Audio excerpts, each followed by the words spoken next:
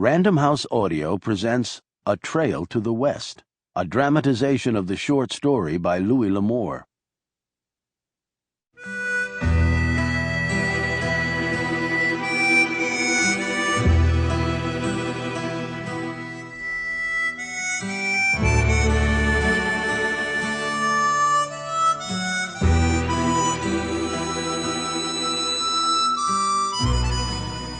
The West was very wild. Louis L'Amour.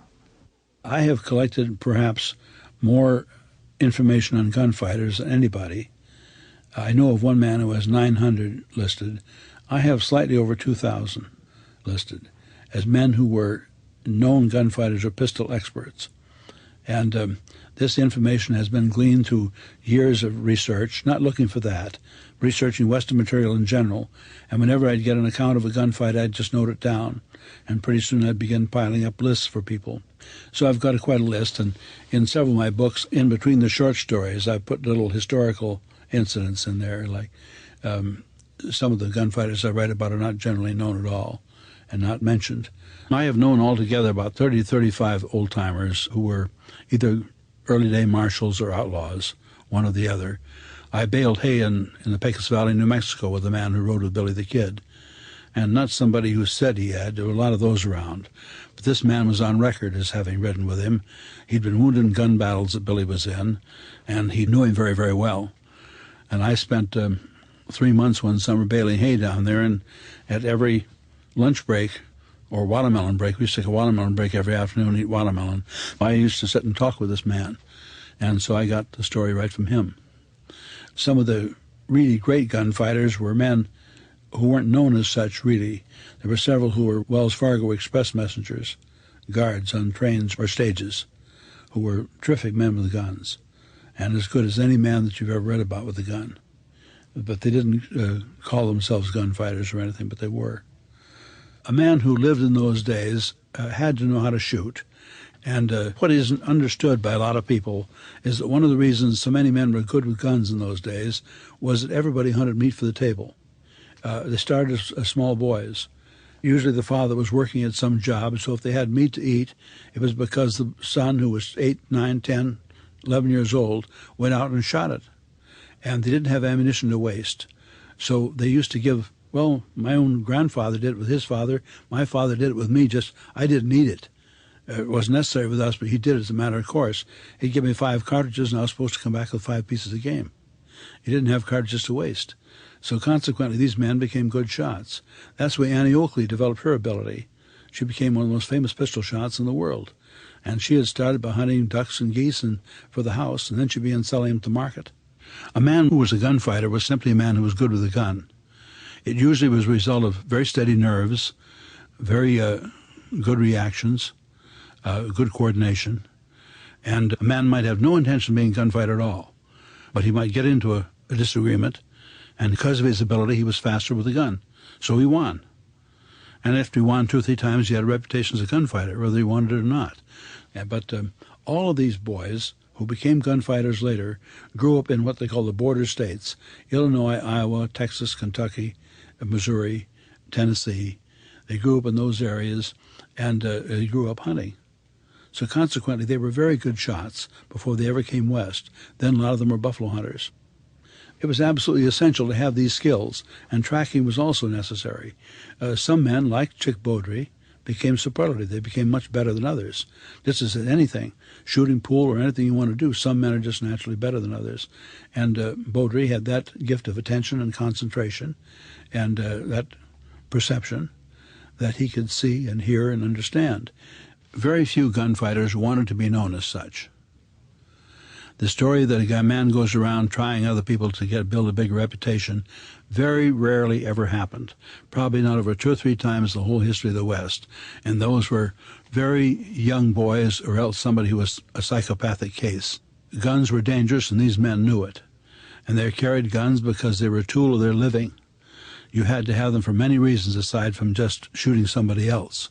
A gun was a very useful tool. Anybody can carry a gun, but to know when to use it is the important thing. A gun in a holster is much more dangerous than a gun drawn, because that gun in the holster is always a threat. Once the gun is drawn, the chips are down. and there's no choice then. As long as the gun is in the holster of a man who knows how to use it, and where the other man knows he knows how to use it, many times he can keep the peace without ever drawing the gun. But once the gun is drawn, the other man is almost invariably going to shoot back. Men talked much more carefully in those days than they do now.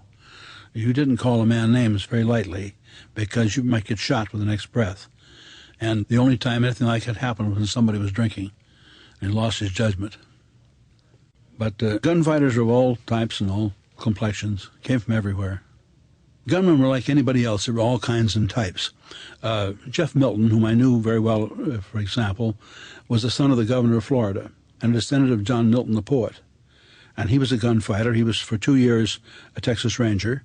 He was 2 years chief of police in El Paso, and many years as a border patrolman. And he killed several men in gunfights, was a very vast man with a gun. But he was a well-educated, intelligent man with a good background. You found men like that, and you found others who came from the dregs, They're all types and kinds. But by and large, the Rangers recruited their men from ambitious young men, and I say young men, they were from 17 to 25 as a rule. They recruited them from local cow ranches and places where they'd shown their abilities. For example, one of the most famous rangers, Captain Hughes, had some horses stolen from him before he was ever a ranger. He was just a rancher, but he didn't like having his horses stolen. So consequently, he followed these men and traveled for hundreds of miles, and finally traced them down. He didn't bring the men back, but he brought the horses back. And the Rangers saw this and recruited him because he was the kind of man they wanted. And Bowdrie, in my stories, Bowdrie is the kind of a man who was almost an outlaw. He was on the verge of going one way or the other. And the Rangers got him just at the right time, when he might have gone the wrong way, and turned him into a ranger, and he made a good one.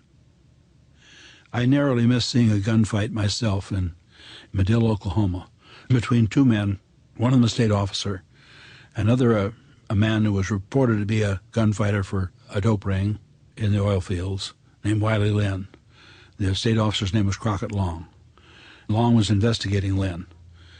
And I had committed Medill with another young fellow, and we stopped a car down at the filling station to get some gas put in and a tire changed. And we started up the street toward a drugstore, and we hadn't got there when the shooting broke out. What had happened was Lynn walked in the door. Crockett was at the back of the drugstore, bent over a table talking to a fellow who was eating a dish of ice cream, a rancher. When Lynn came in the door, and he said, "I'm going to kill you, so-and-so." Bang, and he fired. Long drew and fired so fast the two guns were off at the same sound. Then they walked toward each other. Now, they were about 30 steps apart when they started shooting. And when they finally fell, they were just within a few inches of each other. Then one of the men got up and walked outside and fell on the pavement. Both men were killed. But the point was, each one scored 4 shots out of 6 when they were getting hit with 45 caliber bullets. And there are many cases of that sort of thing happening. And just because a man got shot didn't mean that he was going to drop. Cole Younger at the Northfield, Minnesota raid was hit 11 times. One of his brothers, I think, was hit 5 times. But men could soak up a lot of lead sometimes. The idea that a man always drops when he gets shot is a lot of nonsense.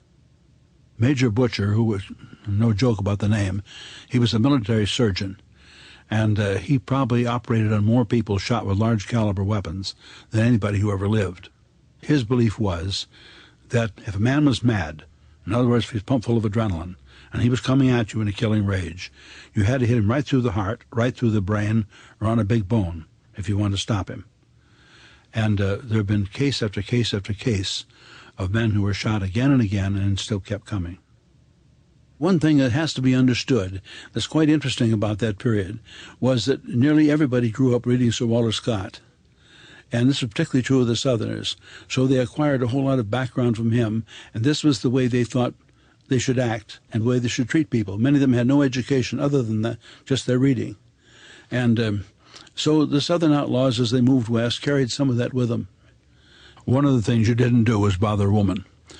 It's very well known. Now, this is shown in the movies sometimes, but it's absolutely ridiculous. It simply never happened in the West. It just did not happen. Women were scarce and valued accordingly. And also, as I've said, a lot of the men grew up reading Sir Walter Scott, and they had his ideas of chivalry. They respected women. Sample complete. Ready to continue?